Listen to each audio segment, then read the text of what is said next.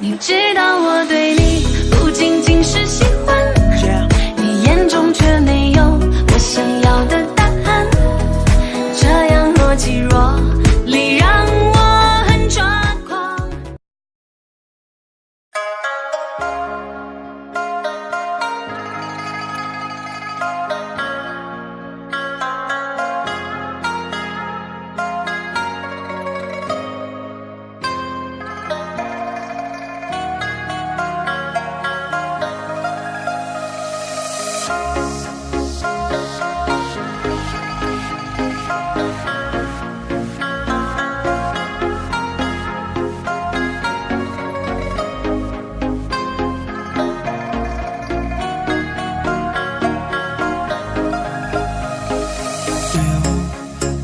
Chẳng có lúc buồn, thường ai rồi cũng đến lúc buồn. Thì anh phải đứng dậy thôi, nhật ký cất đi rồi. Thôi nói ra làm gì lại càng thêm đau. Nếu quay thời gian đến lúc đầu để nói rằng ngày chàng trai hãy nhớ cho người con gái cô đơn lắm đây. Tại sao không níu lấy để mất đi một người chỉ vì vô ta? Có những điều mà anh muốn nói không kịp đâu đã qua muộn rồi. Có những điều mà anh từng ngó lơ lại là ước mơ bao người. Là tại ai nỗi đau đi đến suốt đời, khi yêu chỉ cần như thế.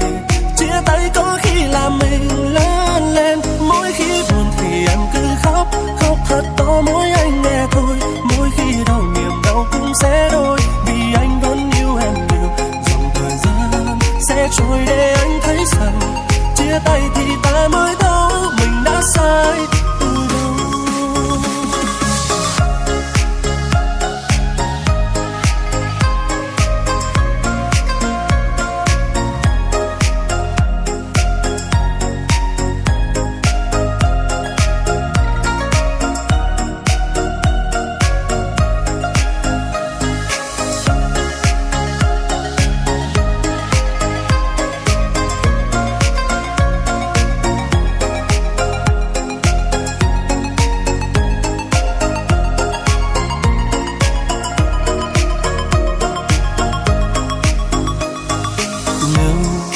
Quay thời gian đến lúc đầu để nói rằng này chàng trai hãy nhớ cho người con gái yếu đuối lắm đây.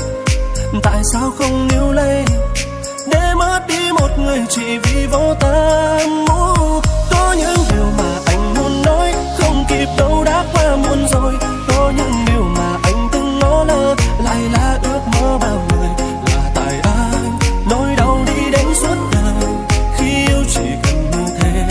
Chia tay có khi làm mình lớn lên, mỗi khi buồn thì em cứ khóc, khóc thật to mỗi anh nghe thôi. Mỗi khi đau niềm đau cũng sẽ đôi, vì anh vẫn yêu em nhiều.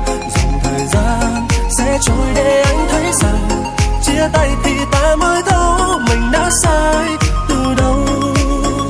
Có những điều mà anh muốn nói không kịp đâu đã qua muộn rồi. Có những điều mà anh từng ngó lơ lại là ước mơ bao người. Là tại anh nỗi đau đi đến suốt đời, khi yêu chỉ cần như thế. Chia tay có khi làm mình lớn lên. Mỗi khi buồn thì em cứ khóc, khóc thật to mỗi anh nghe thôi. Mỗi khi đau niềm đau cũng sẽ đôi, vì anh vẫn yêu em nhiều. Dòng thời gian sẽ trôi để anh thấy rằng chia tay thì ta mới thấu mình đã sai